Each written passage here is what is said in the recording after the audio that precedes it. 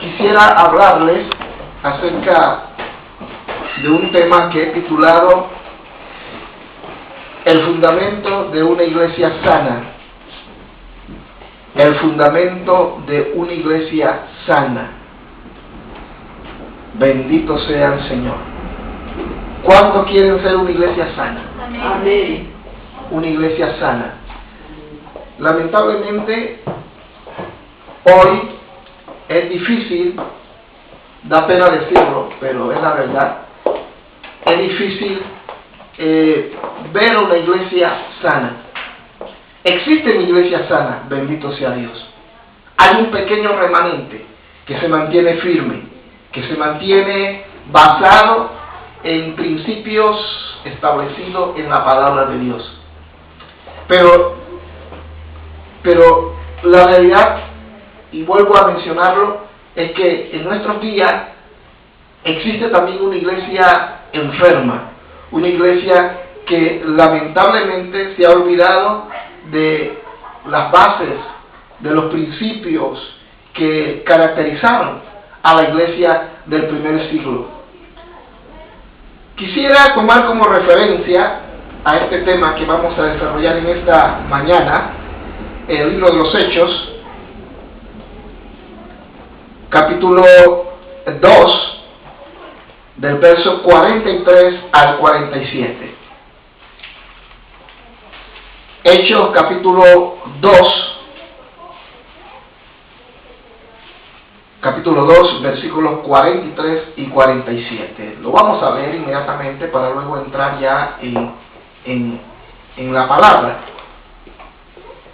Y sobrevino temor a toda persona, y muchas maravillas y señales eran hechas por los apóstoles. Todos los que habían creído estaban juntos y tenían en común todas las cosas. Y vendían sus propiedades y sus bienes y los repartían a todos según la necesidad de cada uno. Y perseverando unánime cada día en el templo y partiendo el pan en las casas, comían juntos con alegría y sencillez de corazón, alabando a Dios y teniendo favor con todo el pueblo, y el Señor añadía cada día a la iglesia los que habían de ser salvos. Cuando observamos un cuerpo corpulento, cuando miramos a un hombre que tiene un cuerpo corpulento, fibroso, masculino, y que uno los mira y van caminando y cómo tienen esas molleras, esos enormes músculos, esos pechos, y uno dice, wow, uy, yo quisiera tener un cuerpo como ese. Y algunos dicen, ¡qué hombre! Y así también podemos decir lo mismo en cuanto a las mujeres. Y vemos caminando a una chica por la calle y decimos, ¡wow, qué figura! Yo quisiera tener esa figura. Qué lástima que en un tiempo yo era una hermosa catedral, o mejor dicho, una hermosa iglesia, ahora soy una catedral. Uy, yo quisiera volver nuevamente, tener ese cuerpo. ¿Cómo lo puedo lograr? Y me dice, wow, qué tipo, qué tipa. Y comenzamos a dar una opinión de ese personaje, trátese de una mujer o trátese de un hombre, ¿sí o no? Y algunas quieren imitar el cuerpo de esa persona, y algunos quieren imitar el cuerpo de ese hombre. Y mi sobrino, que tiene 23 años, él era delgado, pero hace aproximadamente 3 años él se metió a hacer ejercicio y a sacar unos músculos. Ahora que estuve en Panamá se puso al lado y sacaba esos musculotes así. Y yo parecía ridículo al lado de él, parecía más el hijo que el tío. Y yo decía, ¿cómo lo lograste, oye? Dice, con ejercicio, no comiendo aquello, manteniendo una vida rigurosa, y sobre todo, repito, mucha disciplina. Digo yo, uy. Y usted le pregunta lo mismo a las mujeres y dirán lo mismo. Algunos le preguntan a mi esposa, y pastora, ¿usted qué hace para mantenerse así finita, delgada? De hecho, cuando estuvimos en Panamá, algunas personas se le quedaron mirando así, pero algunos con su mirada decían, ay, qué flaca. Pero otras la miraban y decían, yo quisiera tener ese cuerpo. Y yo las miraba así y decía, bueno, mala suerte para ustedes, el cuerpo me pertenece a mí. Gloria a Dios. Y uno dice, oye, ese cuerpo, ¿cómo lo obtuvo? ¿Qué fue lo que pasó? ¿Qué hizo? Pues, es bueno que nos planteemos esta pregunta. ¿Cómo esta persona llegó a obtener ese tipo de cuerpo? ¿Cómo esa persona llegó a ser finita y no es que está enferma? ¿Cómo ese hombre llegó a tener tantos músculos? Pues, podemos responder de la siguiente manera. Disciplina, esfuerzo, ejercicio, abstenerse de algunos alimentos. Eso costó, ¿sí o no? Para llegar a tener un estatus, un estilo en su cuerpo. Tuvo que establecer disciplina para lograr reflejar un cuerpo sano. No siempre es así, pero en la mayoría es un cuerpo sano. Porque hay cuerpos delgados que están enfermos y hay cuerpos enormes que no precisamente están enfermos, sino que están sanos y así. Pero hablando directamente ya de lo que les acabo de mencionar, obviamente esta persona tuvo que ejercitarse, tuvo que establecer un estilo de vida. De igual manera, la iglesia del primer siglo se caracterizó por mantener normas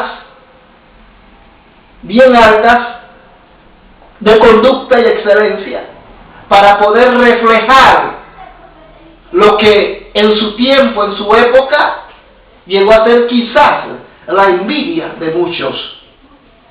La iglesia del primer siglo se caracterizó por buscar a Dios, por establecer un régimen riguroso de búsqueda de Dios y más de la redundancia, disciplina, y se abstuvieron de muchas cosas, y por establecer, por mantener un estilo de vida, un estándar de vida como ese, la mayoría de estos hombres y mujeres de la época tuvieron que pagar con su vida ese estilo de vida. Amén. Establecieron un fundamento, bases, para lograr llegar donde llegaron. La iglesia se proyectó y llegó a conquistar, llegó a llevar el evangelio hasta lo último de la tierra, porque fue una iglesia que supo mantenerse dentro de las normas establecidas por la palabra de Dios. Por eso, la iglesia del primer siglo fue una iglesia sana. Entonces, volvemos nuevamente a la pregunta: ¿por qué existen tantas iglesias en nuestros días no sanas, sino enfermas? Sencilla. La respuesta es sencilla. Se olvidaron de los principios y valores que el Señor les había dejado como base de su fe. Amén. Entonces yo quisiera hablarles sobre esto. ¿Cómo podemos mantener una vida doctrinalmente hablando balanceada, que no nos lleve a cometer errores,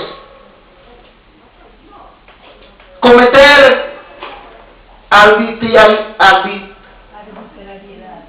eso mismo? ¿Qué puede llevarnos que nosotros logremos ser una iglesia estable en la que las personas puedan ver reflejada la iglesia, la imagen de Jesucristo?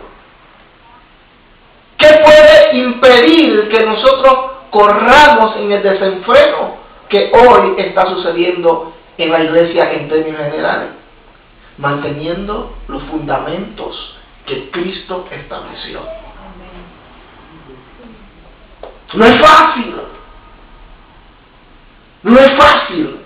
Es muy fácil irse al otro extremo, pero no es fácil mantener, hermano, un equilibrio. No es fácil. Ahora que estuvimos en Panamá, me enteré de hombres y mujeres que en mi tiempo, en mi época, eran sencillos, personas humildes, pero que de repente, de la noche a la mañana, perdieron el norte, perdieron el horizonte, y hoy muchos de ellos corren detrás de movimientos que en nada glorifican el nombre de nuestro Señor Jesucristo, porque perdieron el fundamento. Ahora la pregunta sería, ¿realmente estuvieron fundados en la verdadera roca o se murieron? Es posible que se murieron de su fundamento. Se olvidaron de las bases fundamentales, que es la palabra de Dios. Por eso es que nuestra visión, y no es nuestra visión, es la visión de Dios, es el sueño de Dios, levantar una iglesia sana en esta ciudad. De que las hay, pero nosotros queremos ser una iglesia sana. Amén. Una iglesia basada en el fundamento de los apóstoles, que fue establecido por nuestro Señor Jesucristo. Ahora, repito, ¿cuál fue la razón que la iglesia del primer siglo, la iglesia que Cristo estableció en la tierra, cuál fue el éxito o la razón para que ellos lograsen conquistar el mundo de aquel entonces con el Evangelio? Entonces, debemos tocar 4 verdades. Primera verdad es que ellos estaban basados en su origen, que era Jesucristo. Jesucristo era el fundamento de todo lo que decían y de todo lo que hacían. Jesucristo. Cristo era parte de sus vidas. Cristo formaba parte de su ser. Y todo lo que hacían, lo hacían, hermanos, dentro de ese entorno cristiano. Y Cristo era el que comandaba, era el que guiaba, era el que revelaba y era el que indicaba las cosas que se tenían que hacer. Aún con la muerte, la resurrección y partida de nuestro Señor, a través de su Espíritu Santo, el Señor les seguía guiando. Nunca se dejaron guiar por hombres. Los hombres simplemente eran instrumentos. Pero hoy sucede todo lo contrario. No es el Espíritu Santo en algunos casos que guía a la iglesia, sino los hombres. Y por eso se incurren y se entra en movimientos y en cosas que vienen de los hombres menos de Dios. Por eso hay que tener mucho cuidado con lo que se dice desde un altar. Por eso hay que tener mucho cuidado con lo que se nos dice desde una plataforma donde se enseña la palabra. Y hay que escudriñar esa palabra y llevarla a la luz de la palabra misma. Y si la X enseñanza que una persona en un determinado momento dice no se ajusta a la Biblia, a la palabra de Dios, y no pasa el examen de la palabra de Dios, debe ser desechada. Entonces la iglesia del primer siglo tenía como base sus principios, Jesucristo mismo, y la palabra no era tan fácilmente aceptada si no estaba sustentada por la misma.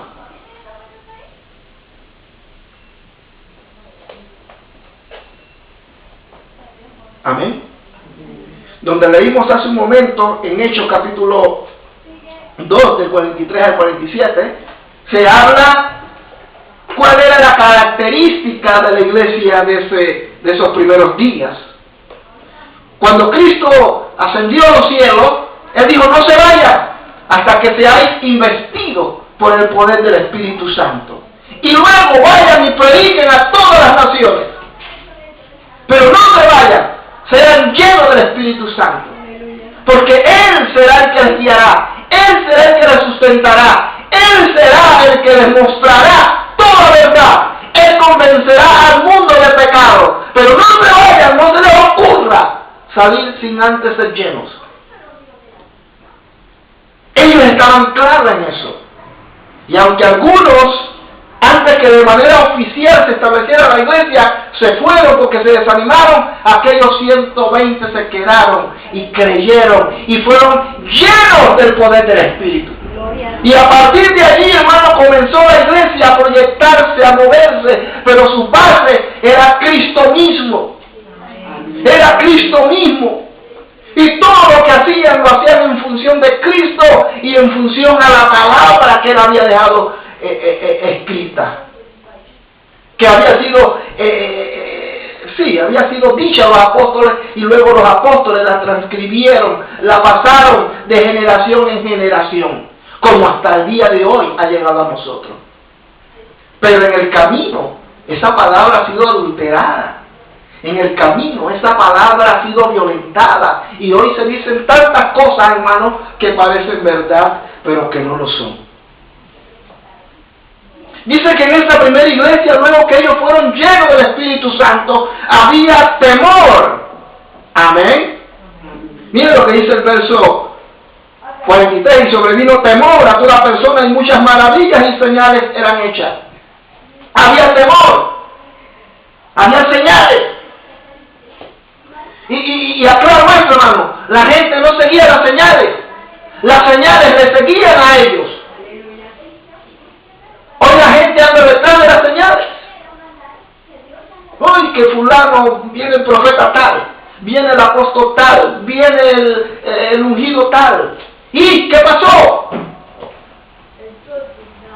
Yo le decía a mis hermanas, a los jóvenes ayer en la reunión, que estuvo muy linda, por cierto, y felicito a Sofía. Y yo le decía, mire, cuando saquemos este asunto de la publicidad y que vamos a sacar para el retiro de jóvenes, que va a haber en agosto, por favor, no me saquen ahí en foto. No quiero estar en la foto. Porque ahora ustedes ven la foto y ahí sale un predicador así y una paloma arriba y una luz, un rayo que cae así. Y siempre tratando de darle más importancia al hombre que al mismo Dios. Eso a mí, hermano, eso no va conmigo. Y créeme, hermano, yo lo digo consciente de que lo que digo puede afectar a algunos, pero yo tengo que decir lo que dice la palabra. Las cosas hay que decirlas tal como son.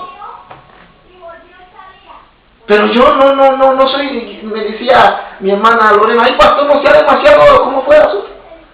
Creído. Demasiado creído. Digo, pues lo soy. Lo soy en el sentido de que yo quiero que sea el nombre de mi Dios glorificado. Es necesario que yo mengue y que Él crezca. Amén. Que si de repente, bueno, hay que poner una foto en X, bueno, se pondrá de modo, pues. Entonces, la iglesia de nuestros días está atravesando una crisis. Porque han perdido su origen, han perdido su norte. Pero la iglesia del primer siglo estaba clarita, sabía lo que quería, sabía hacia dónde se movilizaba. Entonces tenemos que estar claros en esto, hermano. No tenemos que perder el norte, no tenemos que perder el propósito y la razón por la que Dios nos estableció en esta tierra, en este caso, en esta nación. No tenemos que perder el norte, el objetivo. Dios tiene un propósito y Él va a cumplir su propósito en nosotros. Amén. Amén. Diga amén. Amén. Por lo menos diga ay, ay, ay. Había temor. Había temor, todo el mundo veía lo que Dios hacía y la gente, el temor, ese temor reverente venía sobre el pueblo cristiano y no cristiano. Qué tremendo es saber que la gente, hermano, cuando nos vea tenga temor, no miedo, Temor. Temor de lo que Dios es capaz de hacer con un drogadicto, con una prostituta, con un prostituto, con un loco, con un drogadicto, con un maleante, con un vendedor de drogas, con un mujeriego, etcétera, etcétera. Que la gente tenga temor y diga, ¡wow! Entraron ahí y salieron diferentes. Que el temor, hermano, sea lo que gobierna el corazón de los hombres y no el miedo. Había temor. También dice que estaban juntos. La primera iglesia, todos estaban juntos. No estaban divididos. Hoy la iglesia se ha dividido. Hoy hay un grupo así, otro grupo allá, el grupo por acá, que aquello, que lo otro, y peleándose entre ellos mismos. Yo le comentaba a mi esposa que yo no voy a entrar en debates con nadie en Facebook. Yo hago mis comentarios, yo pongo algunos pensamientos, expreso lo que creo que es correcto, lo que dice la Biblia y punto. Pero no voy a entrar en discusiones ni en debates con nadie, porque Dios no me mandó a eso, hermano. Dios me mandó a predicar su palabra. Yo respeto las opiniones, los planteamientos, pero no más. Ya no voy a entrar en debate con nadie, aunque casi nunca he entrado en debate con nadie, pero no lo voy a hacer. Porque Dios me mandó fue a predicar el Evangelio.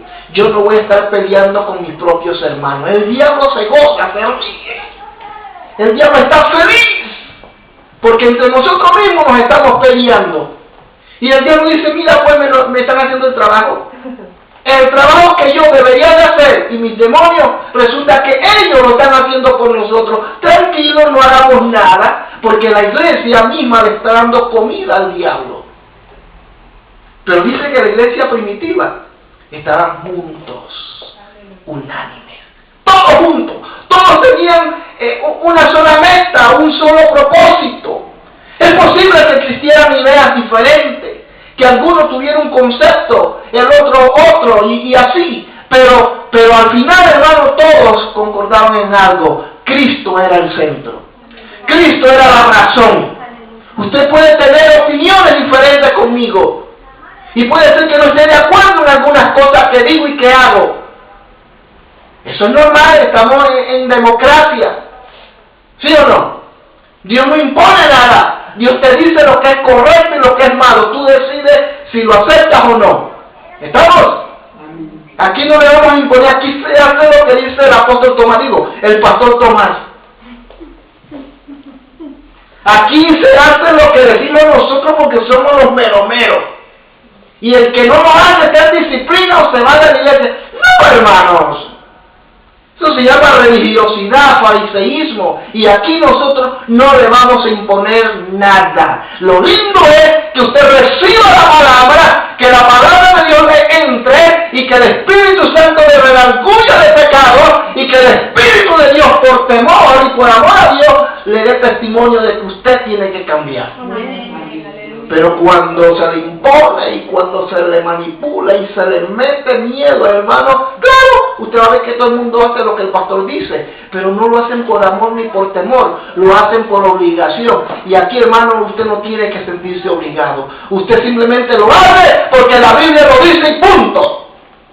Y si usted cree que Dios lo está manipulando o lo está utilizando, entonces quéjese con él, no conmigo. La iglesia del primer siglo estaban juntos pero no revueltos, juntos.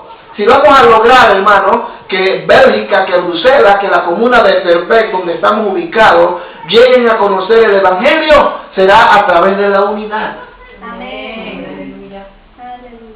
Y a los pastores de aquí de Bélgica, latinos que me miran, que me escuchan, porque sé que hay muchos que miran el video, porque lo he visto en YouTube, que porque ahí uno se da cuenta quién entra y quién no entra. Gloria a Dios. Yo les aconsejo y se los digo públicamente que nos unamos. Que este no es tiempo para estar peleando, que yo creo en esto, que yo creo en lo otro, que aquello, que lo otro, que yo tengo más, que tú no te... No, hermano, no estamos para eso. El fundamento de la iglesia es Cristo mismo. Y yo me pregunto, ¿Cristo haría lo que tú y yo en un determinado momento hemos hecho y queremos hacer? Negativamente hablando. Claro que no. ¿Usted cree que Cristo se pondría a pelear las almas en la calle? ¿Usted cree que Cristo andaría peleando las almas? Cristo nunca peleó las almas. Porque al final no eran ni de Él, eran de su Padre.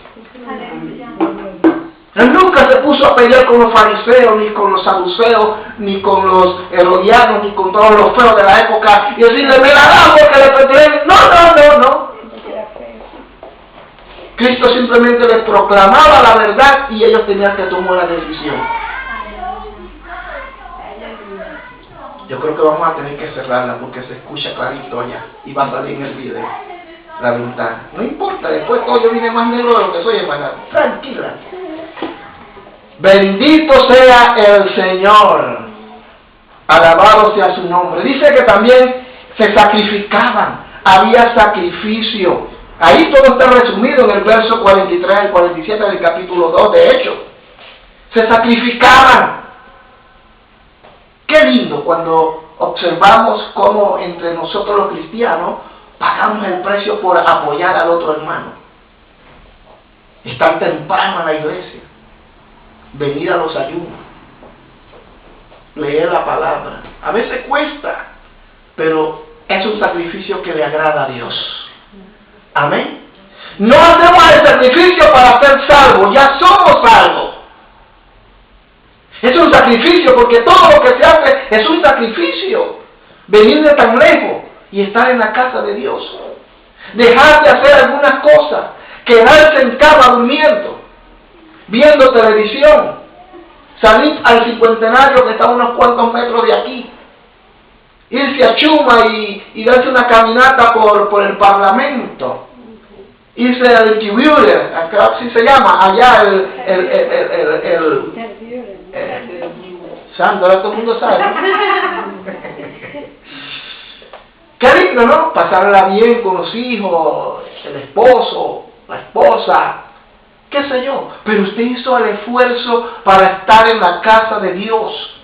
Ese era el fundamento de la iglesia. Incluso el sacrificio de ellos iba mucho más allá, sino que también daban su vida. Aproximadamente en el año 60 a 66, es decir, 66 años después de la fundación, 30 años después de la fundación del establecimiento de la iglesia del Señor Jesucristo por Él mismo, hubieron persecuciones. Cristianos que tenían que dar su vida en los rodeos, en las arenas romanas. ¿Usted se imagina eso? Ahí sus madres con sus recién nacidos y los leones les caían y los devoraban. Y uno decía, ¿dónde estaba Dios? Dios estaba ahí con ellos. Y por eso ellos fueron capaces de dar su vida. Porque para ellos, hermanos, era mucho más importante dar su vida que negar la existencia de aquel que los había rescatado del mundo y les estaba dando vida y vida en abundancia. Eso era lo que los sostenía a ellos. ¿Cómo era posible que el león te viene a punto de comerte y tú en vez de ¡ah! ¡Lo niego! ¡No quiero! ¡Sálvenme! Ellos simplemente decían que se haga la voluntad de mi Padre. Yo sé que mi ciudadanía no está aquí, está allá en los cielos. Y ellos cerraban sus ojos, hermanos, y ahí eran devorados. Esa era la iglesia del primer siglo. Pero hoy es todo lo contrario. Hoy no existirán los leones de la época de los Césares, pero existen los leones de la economía, de la finanza, los leones de la inmoralidad, los leones de la maldad, de la falsa doctrina. Hermano, hay un sinfín de leones que quieren devorar a los cristianos hoy. Y algunos cobardemente no quieren ser devorados. Y niegan la existencia de un Dios, aceptando la malicia que hoy día se da dentro de la iglesia. Amén. Y dice que perseveraban juntos. Así que lo primero es que el fundamento de una iglesia sana es reconocer su origen, saber de dónde salió, quien la fundó, y Él es el fundamento. Yo edificaré mi iglesia y las puertas del infierno no van a prevalecer contra ella. ¿Por qué muchas iglesias desaparecen? ¿Por qué muchas iglesias, entre comillas, hoy son grandes iglesias, pero hay de todo menos de Dios allí? Porque no están fundadas en la roca que es Jesucristo. Amén. La verdadera iglesia está fundada en la roca que es Cristo. Y si Cristo es la roca, Cristo es la raíz, Cristo es la base, Cristo va a transmitir vida y vida en abundancia. Pero cuando una iglesia no está fundada en la roca, sino que se salió del fundamento para establecer su propio fundamento, es una iglesia que está destinada a fracasar. Lo segundo, para tener un fundamento de una iglesia sana, hay que tener sana doctrina. La iglesia del primer siglo estaba basada en una doctrina sana. La doctrina, este término, viene del latín, doctrina, enseñanza o instrucción relativa a una creencia. Eso significa doctrina. Doctrina significa simplemente enseñanza, instrucciones que se le entrega a un determinado grupo. Los partidos políticos en Panamá, en sus países, donde sea que existan, tienen una doctrina, ¿sí o no? Tienen una enseñanza, tienen una filosofía. Pero hablemos más de una enseñanza, tienen una declaración. Y bajo ese principio de declaración y de enseñanza, ellos se mueven. Por ejemplo, en España hay dos fuertes partidos. ¿Cuáles son? El socialista y los populares. Y hay otros, Izquierda Unida, esta no sé qué, el Partido Gallego. Pero vemos un poquitico de lo más grande, el popular y el socialista. Cada uno tiene una doctrina. Los socialistas son izquierdistas. Los populares son derechistas. Son de la línea derecha. Usted notará, y cuando uno estudia ambos partidos, hablándolo en términos generales, usted notará que algunos son más liberales y los otros son más conservadores. En este caso, los populares de la mano derecha, o de la parte derecha, son más conservadores. Y usted notará que pelean el popular, vamos a derogar la ley del aborto, ¿verdad? Porque la línea de ellos es más conservadora, tiran más hacia la iglesia católica, tiran más hacia esa línea, mientras que los socialistas son más izquierdistas, son más liberales. Que se casen los hombres. Vamos a hacer una ley para que los hombres se casen con los hombres. Y eso fue lo que hizo el Partido Socialista Español, Obrero Español. Y aunque pareciera increíble, pero a partir que hicieron estas leyes tan inmorales como que los hombres se casen con los hombres, mujeres con mujeres, del aborto, de aquello y lo otro, es cuando España comienza a sufrir la crisis terrible que está. No puedo decir que por esa puede ser por eso, pero no hay duda de que sí tenga que ver mucho con eso. Ay, ¿por qué el país está como está? Porque hubo una línea que se fue a los extremos. Entonces, de igual manera, la iglesia, para poder tener una proyección, como lo vamos a ver más adelante, una iglesia para que se mantenga firme, tiene que mantener una doctrina. ¿Amén? No socialista ni popular, no derechista ni izquierdista, tiene que mantener una doctrina centrada en la persona de Jesús. Amén. O sea, debe mantener una doctrina, una enseñanza centrada en la persona de Jesús, de Jesucristo. La iglesia primitiva, la iglesia del primer siglo, tenía una doctrina sana. Hasta aproximadamente en el año 316, cuando Constantino ve aquella famosa visión en el cielo. Constantino era uno de los Césares, era un emperador de la época, y Constantino ve aquella supuesta revelación. Él dicta un edicto y él dice que todos los que eran parte del Imperio Romano, el norte de África, parte de Europa y Asia y otros continentes, todos tenían ahora que convertirse al cristianismo. Y ahí, hermano, entró una horda de gente de toda clase de religiones, y ahí entró un secretarismo, entró un permisismo terrible, donde ahora entraba el budismo, entraba el hinduismo, entraba de todo.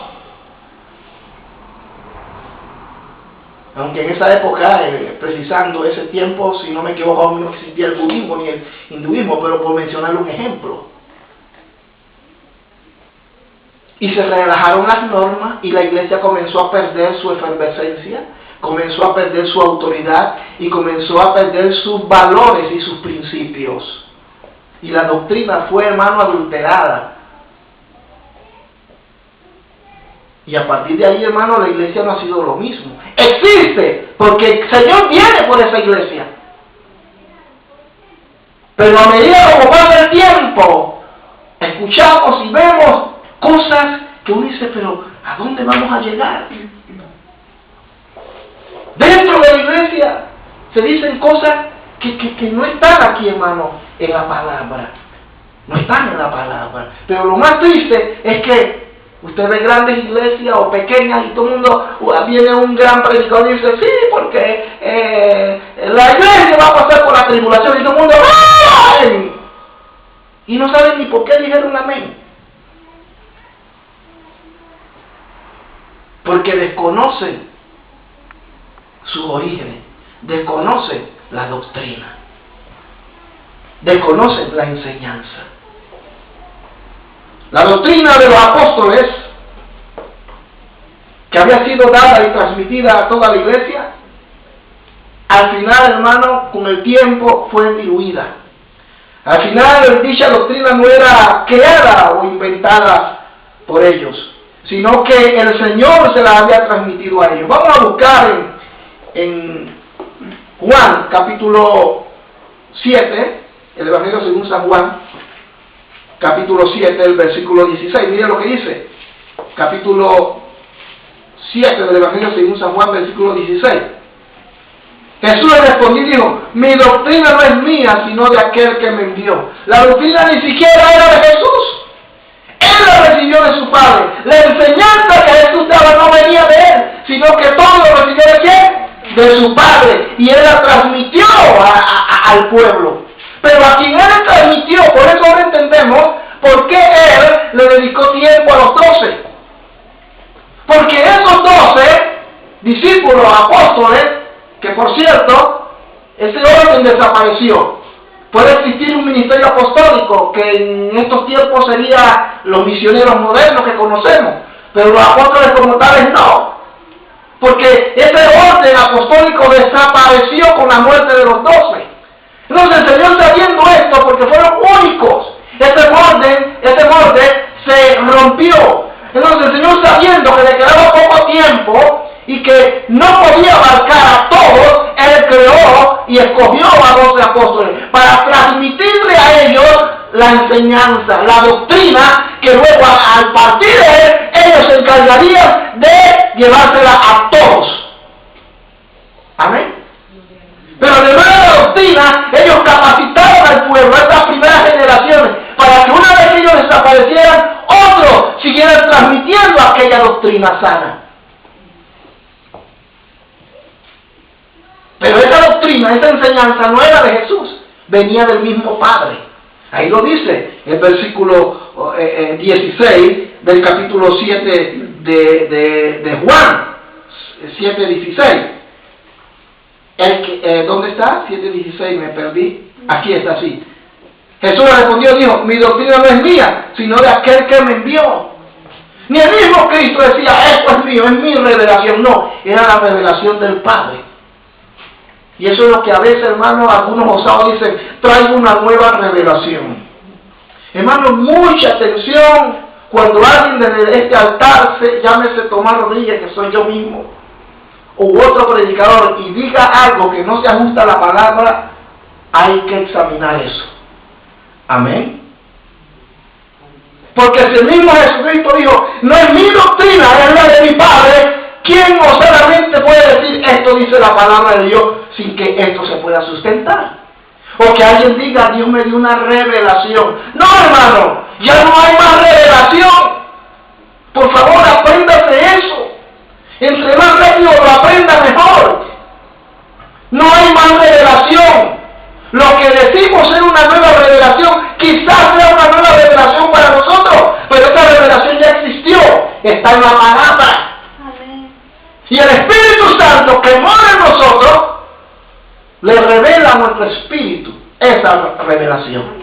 Amén. La ilumina para que la entendamos, pero no es una nueva revelación.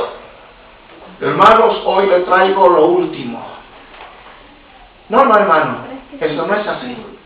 Y tenemos que tener mucho, pero mucho cuidado. La iglesia del primer siglo era una iglesia que estaba basada en una doctrina sana. Hoy se ha inventado una nueva doctrina, ¿usted lo sabía? Algunos ni lo saben. Y algunos que ven televisión y les encanta ver esos programas de predicadores y todo eso. Sí, Dios me habló. Me dijo que aquello. Y ni siquiera se toman el tiempo para decir, voy a ver si lo que Él me dice se ajusta a este libro. Amén.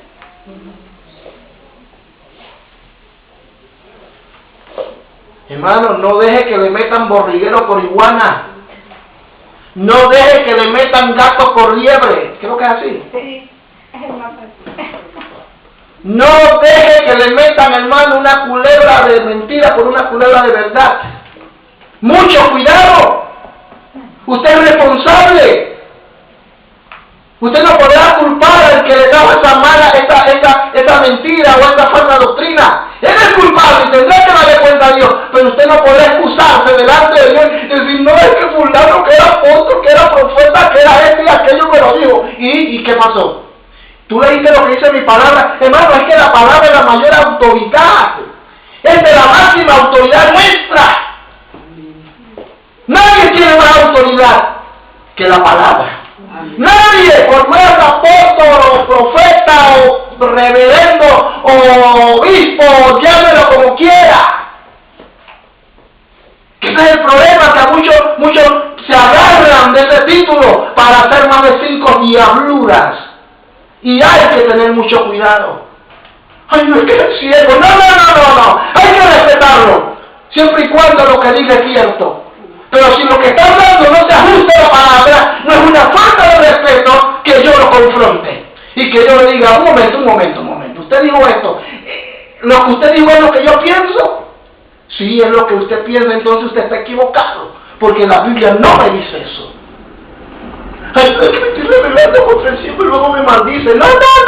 Lo que Dios bendijo, nadie puede maldecir. Y si alguien te maldice, hermano, esa maldición se va a regresar contra esa persona. ¿Cuántos dicen amén? Amén. Por eso es que la iglesia del primer siglo tenía un fundamento sólido. Por eso era una iglesia sana. Porque no le metían gol facilito, hermano. Tenían buenos porteros. Tenían buenos, ¿cómo se llama el portero ese famoso del Real Madrid? Casilla, tenían un buen Casilla, no un cacique, un Casilla, y tenían un buen portero, porque examinaban la palabra.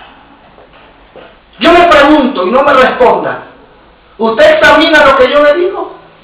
No, es que usted es el siervo. Pues mal. Usted debe examinar cada palabra que se dice desde aquí a la luz de la palabra de Dios. Y si eso no encaja, usted tiene el deber y el derecho de llamar a esa persona con respeto. No como decía el otro, yo te lo digo públicamente. No. Aunque en Brasil es terrible. Allá en Brasil, hermano, es terrible. Allá la Asamblea de Dios en Brasil, eso me contaba mi pastor, que allá son iglesias enormes. Y cuando el predicador sube adelante, están, hermano, sentados todos los grandes, los ancianos, gente con experiencia. Y si el predicador dijo algo desde allá que no estaba correcto, lo bajan literalmente del púlpito. Lo bajan, se paran y lo bajan. Yo no estoy muy de acuerdo con eso, pero la actitud de ellos es correcta porque ellos no permiten que ninguna falsa doctrina o falsa enseñanza entre a la iglesia. Entonces la iglesia del primer siglo estaba siempre pendiente. Dice la palabra de Dios que un grupo que era parte de la iglesia del Señor en Berea, dice que ellos cuando llegaban y escuchaban la palabra, ellos siempre estaban pendientes y miraban si lo que se decía era correcto. Tratase del apóstol Pablo o de otro predicador. Hay un silencio tremendo aquí, ¿por qué será? Está cortando. Estoy cortando. Normalmente cuando uno corta la gente chilla, pero bueno, gloria a Dios. Miren lo que dice 2 de Timoteo capítulo 4. 2 de Timoteo capítulo 4, versículo 1 al 3. Miren lo que dice. Pero el Espíritu dice claramente que en los postreros tiempos algunos apostatarán de la fe, escuchando espíritus engañadores y a doctrina de demonios, por la hipocresía de mentirosos que teniendo cauterizada la conciencia, prohibirán casarse y mandarán abstenerse de alimentos que Dios crió, para que con acción de gracia participasen de ellos los creyentes y los que han conocido la verdad. Es decir, en estos tiempos, hermano, creo que no es la segunda, yo que estoy leyendo. Es segunda, hermano, perdón, capítulo 4, pero bueno, más o menos está por ahí. 4, versículo 1 al 3 dice: Te encarezco delante de Dios y del Señor Jesucristo, que juzgará a los vivos y a los muertos en su manifestación y en su reino, que predique la palabra, que intes a tiempo y fuera de tiempo, redarguye, reprende, exhorta, con toda paciencia y doctrina. Recuerden, doctrina es enseñanza, con verdadera enseñanza. No ande hablando bla bla bla. No ande hablando de lo que habló el otro, hable de lo que dice la palabra. Amén. Es muy importante, amados hermanos, una doctrina inmutable, que con el pasar del tiempo no cambia, sino que se solidifica en nosotros. Van a venir muchos mentirosos, hermanos. Van a venir muchos mentirosos. Y tenemos que tener cuidado. Van a venir en la calle. Entrarán aquí incluso. Y usted tiene que estar clarito. Yo les felicito. Porque mientras que estuvimos fuera, hermano, aquí ustedes se mantuvieron firmes. Amén.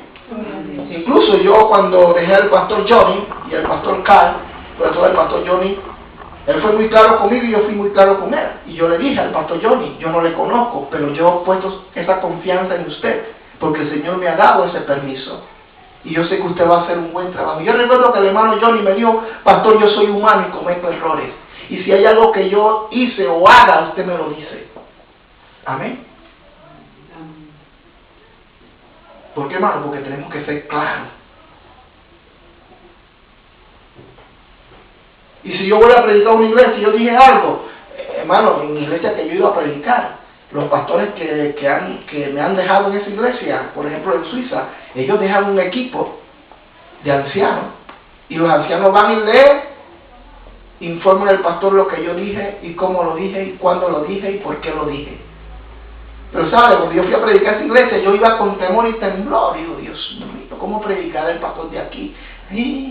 Pero ¿sabe una cosa? Los hermanos se acercaban y esos viejitos, porque eran viejitos de allá, de España, y decían: bueno, me gustó, muy buena palabra. Así, faltaba que nos hablaran de esa manera. Gloria a Dios. Bendito sea el Señor.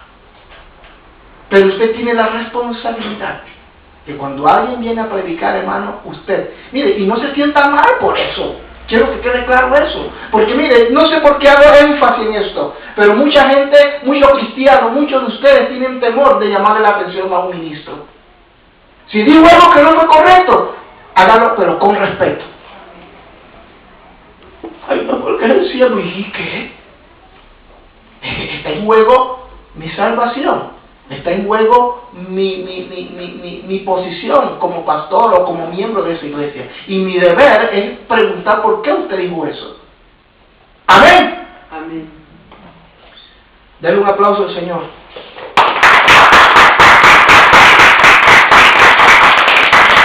Gloria a Dios, hermano. Estaba entonces basado en una doctrina correcta. Primeramente tenían un origen, que era ¿quién? Jesucristo, la roca inconmovible. Pero también tenían una doctrina. Por eso era una iglesia sana, porque sabían y sabían a dónde iban. Pero también tenían una doctrina sana, no permitían que nada entrara, hermano, nada de perjudicar el cuerpo. Usted sabe, cuando el cuerpo tiene un ente, creo que se dice, que el cuerpo no está acostumbrado, por ejemplo, los ojos le entran, mire, son pequeñas partículas que usted no la puede ver, ni siquiera la puede ver, tiene que verla a través de un microscopio. Oye, entonces, hermano, usted está ahí y de repente usted dice, uy, me entró algo, tengo un pedazo de leño metido en los ojos. Ahora yo digo, no lo veo, no lo veo, pero ahí está, yo lo siento que es un pedazo de piedra así que tengo metido. Pero no, es algo microscópico. Pero su ojo, la niña de sus ojos, perciben eso y no lo pueden aceptar porque es un cuerpo extraño. ¿Me explico? Pues la iglesia es un cuerpo. Cuando dicen amén, Amén. somos un cuerpo. Y cuando entra un cuerpecito extraño, un virus a la iglesia tiene que reaccionar. ¿Sí o no? Amén. Entonces, ¿qué pasa cuando entra una falsa doctrina o entra algo que no viene de Dios? La iglesia no reacciona. O no somos el cuerpo de Cristo o la iglesia está muerta. Porque normalmente cuando algo entra en el cuerpo se siente todo en los ojos. Cuando hay un malestar en el cuerpo es porque hay algo allí y los médicos buscan y lo encuentran. ¡Ay, que tienes un virus! Entonces la iglesia, cuando entra cosas raras, la iglesia lo tiene que percibir. Usted lo tiene que percibir. Cuando entra una doctrina rara, usted tiene que percibirlo. Porque el Espíritu de Dios mora en usted. Y el Espíritu Santo de Dios le va a dar testimonio a su espíritu. Tanto de que usted es hijo, pero también le va a dar testimonio cuando algo es incorrecto. Él nos revela las cosas. Él revela lo más íntimo que hay en los hombres. Amén. Pero también Dios revela lo que hay en su mente a través de su espíritu, a nuestro espíritu. Es ahí donde uno percibe, es ahí donde uno discierne, es ahí donde uno dice, vaya, tremendo.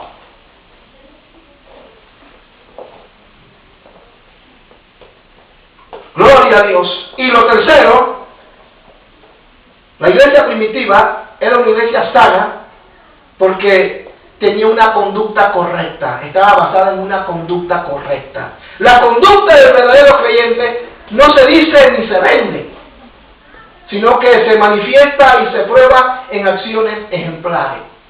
Usted no tiene que andar hablándole a todo el mundo lo que usted es, hermano. Porque hay gente que dice, yo soy aquello y lo otro, pero hacen todo lo contrario. Lo que uno es, no lo dice, lo manifiesta. Yo soy santo, yo no tengo que andar hablando, yo soy santo. Miren, la viola, soy el santo, no, el santo no, soy santo. Miren, yo ofrendé tanto y di tanto de diezmo. Miren que yo canto bonito, miren cómo hago aquello y lo otro. Miren que yo soy miembro de una iglesia evangélica del cuerpo de Cristo.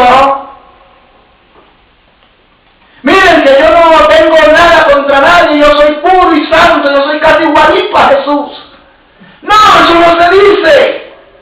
Eso se demuestra y se manifiesta a través del ejemplo, a través de una conducta correcta. Amén. El libro de Corintios, tanto primera como segunda, el apóstol Pablo habla acerca de todo eso. Por eso que estamos dando al discipulado, uno de los materiales que estamos dando se llama la conducta del creyente. Hubo un tiempo en que yo quería que todo el mundo supiera que yo era predicador, que todo el mundo supiera que yo era cristiano. Y un día me dijo una ancianita en mi pueblo, Puerto Rico, dice, usted no necesita decir que es evangélico, es que se nota. Pero yo andaba gritándole a todo el mundo, yo soy evangélico, yo soy evangélico. La iglesia del primer siglo, ellos no andaban gritando a voz de cuello, yo soy cristiano, yo soy seguidor de Cristo. No, la conducta de ellos los delactaba y todo el mundo sabía que eran de Cristo porque hablaban, caminaban como Cristo, hablaban como Cristo. Por eso se les llamó en Antioquía, quizás 2 años después de la fundación de la iglesia, por primera vez cristiano. ¿Por qué? Porque se parecían a Cristo. Pero no fue que ellos se llamaron, sino que la gente les puso cristiano, porque seguían a Cristo.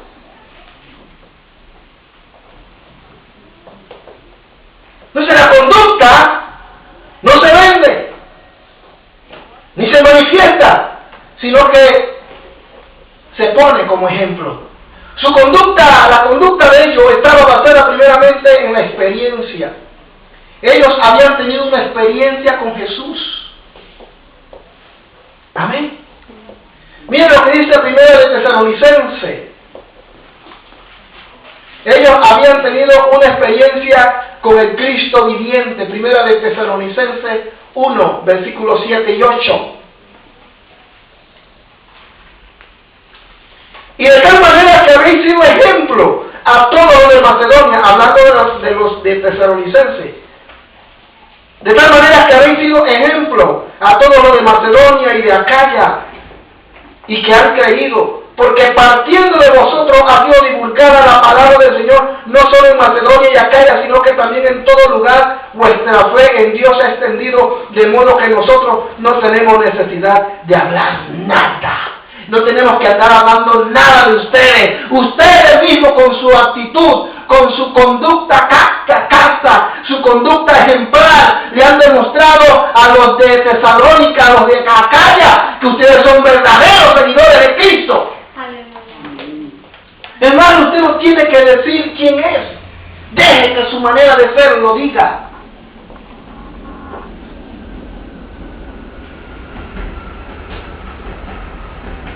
Nada más oye clan, clan, clan, clan, clan, clan. Su conducta estaba basada primeramente en la experiencia, esta experiencia real, verdadera en Cristo. Un verdadero cristiano es el que ha tenido una experiencia real con Cristo. Yo he predicado varias veces y lo hice mucho en Panamá ahora que estuvimos. Y es que estamos predicando un evangelio, hermano. Estamos forzando a la gente a que venga a la iglesia. Estamos tratando de convertir a la gente. Y la iglesia no está para convertir a nadie. Quien convierte del pecado, del pecado a la salvación, quien convierte al hombre del pecado es el Espíritu Santo. Amén. Me preocupa que estemos llenando estemos llenando la iglesia de gente no convencida por Dios, sino convencida por nosotros. Tengo temor que estemos llenando la iglesia de gente convencida y no convertida. Convertida es alguien que ha tenido una experiencia real con Cristo. Ellos habían tenido una experiencia real con Cristo. Y por eso asumieron una verdadera actitud, una conducta que más que dañar, edificaba. Cuando usted ha tenido una verdadera experiencia, un encuentro con Cristo, hermano, las palabras se quedan cortas, porque usted será como una carta abierta y todo el mundo podrá leerlo. Y no tiene que andar hablando ni llenándose la boca de que es esto y lo otro. Había tenido una experiencia. Y segundo, por la buena enseñanza e instrucciones que habían recibido. Mire lo que dice Primera de Tesalonicenses, ahí mismo, capítulo 1, 7 y 8, donde leímos hace un momento. Dice: tan grande es nuestro afecto por vosotros que hubiésemos querido entregar... ¿Sí? ¿Dónde es? Capítulo 2. Sí, perdón. El versículo 8, 7 y 8. de Primera de Tesalonicenses, sí, gracias. Dice así: de tal manera que habéis sido ejemplo a todos los de Macedonia. Habéis sido ejemplo.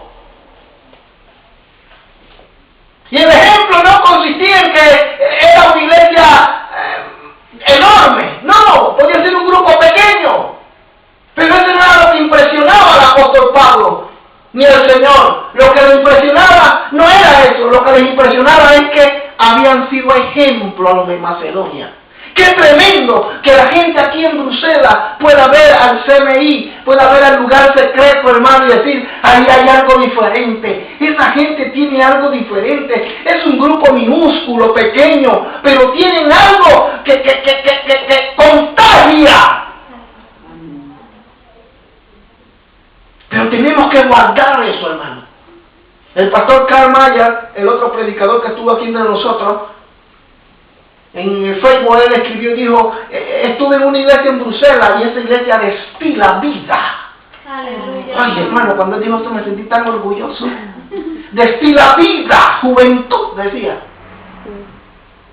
Yo no sé si es porque lo invitaron a comer tantas veces. No pudimos. Hermano, porque eso es lo que queremos ser, una iglesia que destile vida. Que tenga una conducta que refleje la imagen de Dios.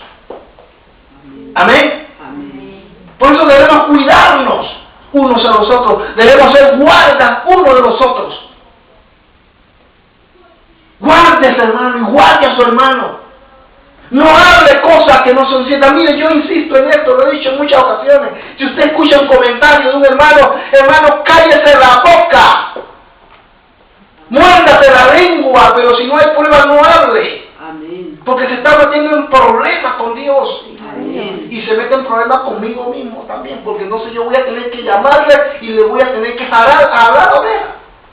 Amén. Ay, hermano, cállese. Si no tiene prueba, cállese si no hablo con el pastor.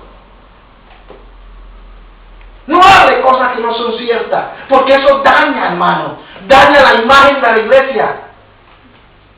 Pero también daña, hermano, el ejemplo que le hemos dado a la comunidad. Muchas iglesias lamentablemente tienen este problema. Y nosotros no somos menos, porque de que lo hay en todas partes. No somos perfectos. Pero tenemos que tratar de guardarnos mutuamente. Amén. Ese era el secreto de la iglesia primitiva, se guardaban entre ellos.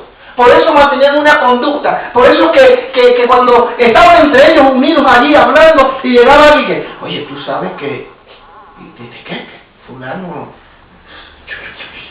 ¿cómo? Sí, vamos a orar porque, ay Dios mío, y lo llenan de piedad y de todo. No es correcto. No es correcto, porque en ese momento que usted hace eso, usted está abriendo una puerta al infierno para que esos demonios entren y hagan y deshagan. Y eso no lo podemos permitir.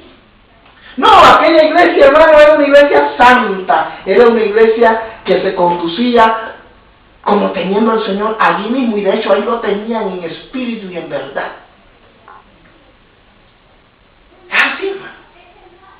Y cada vez que usted hable de un hermano o haga un comentario, usted sepa que Cristo le está escuchando.